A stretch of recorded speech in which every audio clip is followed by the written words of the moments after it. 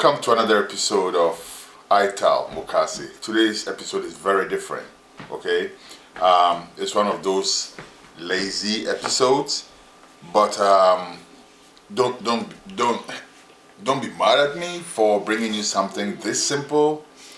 Rather, appreciate me for pointing you in the direction of something this simple yet so good. Okay, we're gonna make Gari soakings today. Yeah, still on the African circuit, Gari soakings. Remember we saw Gari the other time with the Ghanaian beans?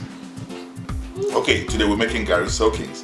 And for the Gari soakings, I'll tell you a little story about Gari soakings. This was our staple back in school, right? Boarding school, if you went to boarding school, this was a staple back in our day, and I'm sure today too, for boarding school. Like if you went to boarding school, you definitely had Gari in your chop box. We had these boxes we call chop boxes, which stored our foods, mostly dry foods, or canned foods. You'd have like some cans of sardines, some cans of corned beef, or whatever. Some had it, cans of, like you have your Milo in there, you had your sugar, all of those things, and these are dry food that would stay for a very long time. So that's why our parents were smart enough to give us these things to bring along to school, so that if you missed the food at the dining hall or you didn't like the food at the dining hall, which was often the case, you would go and get in your own private stash and make your own food. It's dry, it's simple. We're gonna make it today with a little spin on it, with a little jazz on it. In the next episode, we'll use the same ingredients to come up with a smoothie version of it, and but walk church run. That's another episode. Let's focus on this episode right now. So what do we need for Gari soakings? For Gari soakings, like I said, the foundation of the Gari soakings is the Gari itself, right? Gari. And then we need some cane sugar, brown sugar, natural sugar. You could also use honey for this, okay? For people who want to stay completely away from sugar, you could use honey for it, or whatever sweetener you want. But honestly, if you are, with the sugar, try to use pure cane sugar, okay, brown sugar. And then we have our peanuts, and for added effect, we have some cashew nuts, okay? Let me tell you something more about this thing. There's a joke that we used to have back in the day. We used to call this the three wise men, right? So this, for instance, would not be among the three wise men. The three wise men really is the Gari, the sugar, and the peanuts.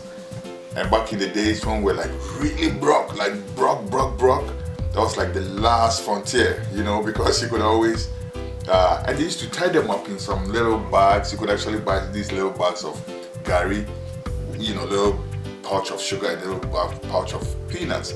Throw some water in there, you're gone, But that's like the most basic part of it, or the most basic version of it. We're gonna jazz it up a little bit today, So apart from the three wise men, we also have cashew nuts, to make it a bit richer, and some milk. Now this is the thing, if you, back in the day, back in school, you would have like evaporated milk, right? Canned milk in our chop boxes. So you would have the Gari, sugar, and milk for the most part. Sometimes not even the peanuts, sometimes just Gari, sugar, and milk. Or sometimes Gari, sugar, milk, and the peanuts, right? Okay, so that's what we're gonna make. But for milk, we're gonna use oat milk, my very favorite, oat milk. So we have oat milk, Gari, sugar, peanuts, and cashew nuts, and that's it, really. It's one of those things also that you can jazz up whichever way you want. If you have pistachios and you want to throw it in there, who is to say you can't? You know what I'm saying? But for today's meal, we're just gonna make it really simple and still jazzed up. All right. So here's how we start. Throw in some Gari. Not too much Gari, you want to make it, it depends how hungry you are and how much you want to make, or how many people you're serving, etc. But it's up to you, really. So you take some amount of Gari, put in our sugar.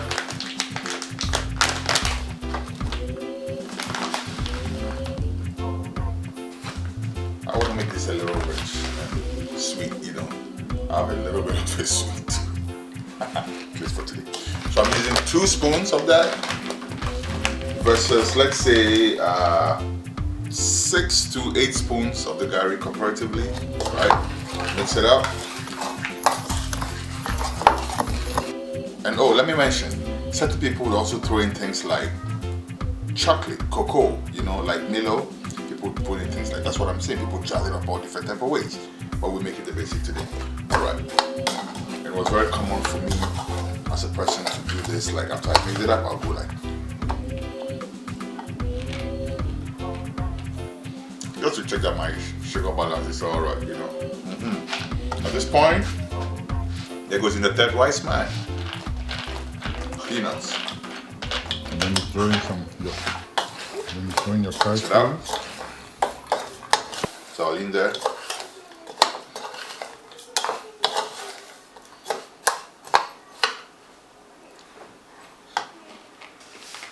And then come your milk. Oh.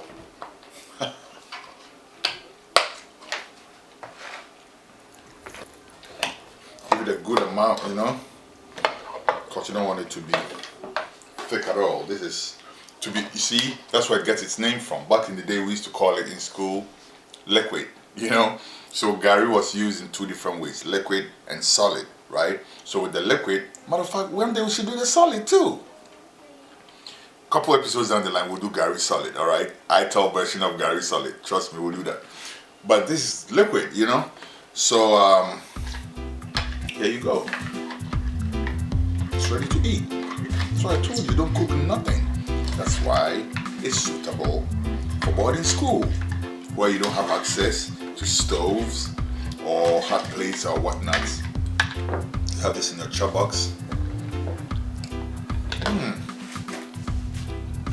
Oh.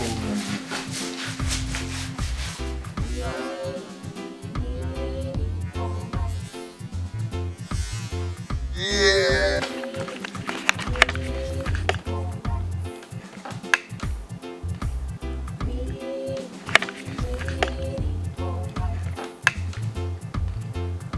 And some of you may be wondering what the water is doing here.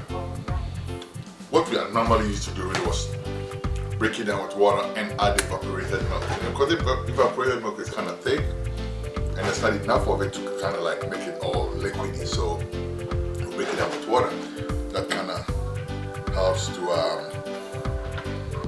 you know, helps the milk in its liquidity job. If you want.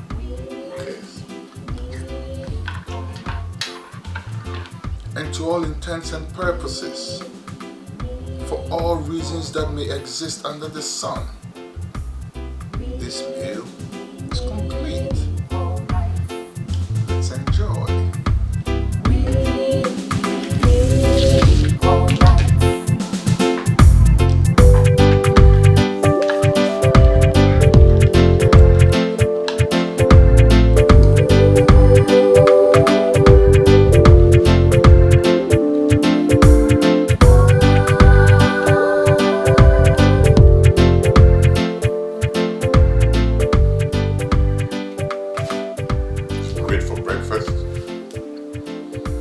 Lunch, if you're broke and you don't have money, or if you just want something really nice, you know, decent, very simple, very inexpensive. The big bag of Gari costs about $2.50 from the African store. It costs a bit less back in the motherland, but you don't even need a quarter of that. You need about an eighth of that really for what I just made. So it's very inexpensive, you know.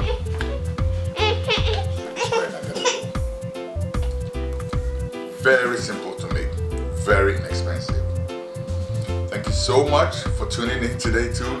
Before I go, let me tell you about Pan-African Heritage World. It is this project that everybody should support. Go to the website and find out for yourself why.